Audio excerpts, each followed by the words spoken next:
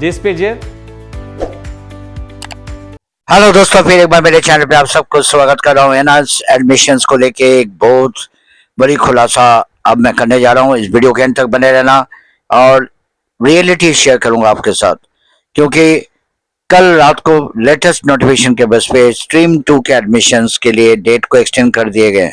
Surprisingly NRS ने दोबारा date को एक्सटेंड किया। पहले एक बार हुआ था, अब सेकंड टाइम एक्सटेंड हुआ है और अब ये डेट 17 अगस्त तक के एक्सटेंड कर दिए गए।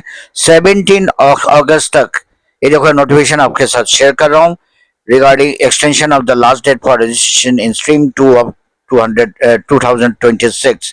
एक्चुअली आप जानते हो स्ट्रीम 2 उनके लिए होते हैं जो अदर बोर्ड के स्टूडेंट्स हैं, उनको बार बार इनवाइट करा जा रहा है। एनआरएस चाहता है कि वो बच्चे यहाँ आए, यहाँ एडमिशन लेके एग्जाम में अपियर करे और यहाँ से अपना क्वालिफिकेशन को कंप्लीट करे।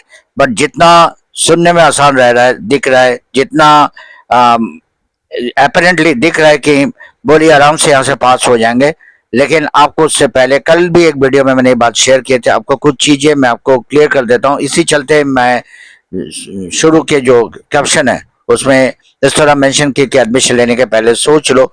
17 अगस्त तक बेशक डेट एक्सटेंड हो गया, बट मैं आपको पहले ही बता दूं, अगर आप सर्टिफिकेट एनआरएस की तरफ से लेने चाहते हो तो आपके पुराने बोर्ड के फेल हुए डॉक्यूमेंट्स, फेल करे हुए जो मार्कशीट है, वो एक तो आपको सरेंडर कर देना है।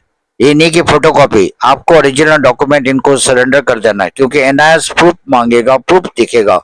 और सबसे बड़ी बात है, अगर मानो कंपार्टमेंट से एक सब्जेक्ट, दो सब्जेक्ट के लिए आप रुके हुए हो, क्योंकि आपको पता है नेक्स्ट ईयर के पहले आपका बोर्ड आपको मौका नहीं देगा, वही मार्च अप्रैल के लिए वेट करना है, जून जुलाई में रिजल्ट आना है। एनआरएस में एक बेनिफिट है, आप अपना 4-5 महीने का समय बचा सकते हो, 2026 में भी पास हो सकते हो। बट एक चीज और सुन लो, क्योंकि दो सब्जेक्ट के बेनिफिट वो आपको देगा ट्रांसफर ऑफ क्रेडिट के, तो दो बेस्ट मार्क्स जो आपको मिले फेल डॉक्यूमेंट्स में से, वो दोनों सब्जेक्ट के फायदा तो आप ले लोगे। लेकिन चाहे अगर एक सब्जेक्ट के क्वालिफिकेशन कंप्लीट करना है या दो में अगर आप फेल हो गए, तो चाहे एक हो चाहे दो, आपको रिमेनिंग 3 सब्जेक्ट, क्योंकि पास होने के लिए एटलीस्ट मैंडेटरी 5 सब्जेक्ट होते हैं, उनमें से लैंग्वेज मास्ट है, तो आपको दोबारा एनआरएस से अपियर करना पड़ेगा। और क्योंकि पुराने बोर्ड के डॉक्यूमेंट इनके पास आ जाएगा, टीओसी आपको क्लेम लेना है, उसके लिए फीस भी जमा कराना है, पुराने डॉक्यूमेंट सरेंडर करना है, क्योंकि डॉक्यूमेंट सरेंडर नहीं करोगे तो टीओसी बेनिफिट नहीं मिलना है। तो 17 तारीख तक डेट तो एक्सटेंड हो गया, बट पहले सोच लो क्या आप डॉक्यूमेंट सरेंडर करने के लिए तैयार हो।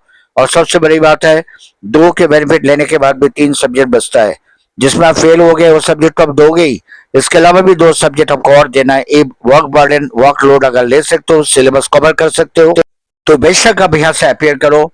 और ये फैक्ट है कि आप 5 से 6 महीना अपना टाइम सेव कर सकते हो। अब 2026 के अंदर ही अपने क्वालिफिकेशन को कंप्लीट कर सकते हो।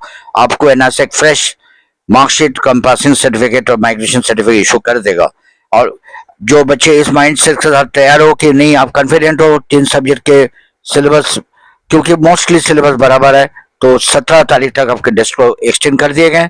ये आपके लिए गोल्डन अपॉर्चुनिटी है, बट जो भी कुछ करना है सोच समझ के, अदरवाइज नेक्स्ट ईयर अपने बोर्ड से कंपार्टमेंट देके क्लियर कर लेना।